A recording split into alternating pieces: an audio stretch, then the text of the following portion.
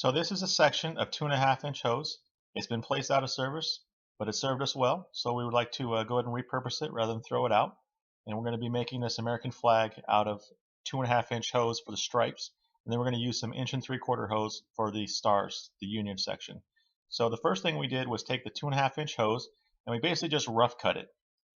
It's about 9 feet for the bottom stripes, and then the top stripes up next to the Union, we cut those at right around 5 or 6 feet. Again, just rough cuts because we weren't exactly sure where we were going to be at. So rather than use regular paint, I chose to use a wood stain, and we even watered it down a little bit. We did this because we wanted the wear and the distress that's on that fire hose to show through. I wanted it to keep a very traditional look of the old fire hose, and I was concerned if we used a fresh paint that we would just kind of wear that away and it would end up looking like brand new clean fire hose that we used. So that's why we used a wood stain. Okay, the stripes are complete, picked a good measurement on them, and now I'm coming back in with 1 3/4 hose for the Union.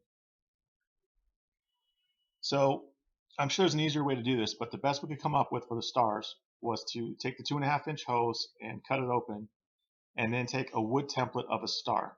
We traced that wood template onto the fire hose, and then came back through with some scissors and cut each star out by hand. That was a very daunting task, but I think it was certainly worth it to continue to use fire hose throughout the entire project. Okay, so would have been great if it came out to be 4 foot by 8 foot because that's a standard sheet of plywood.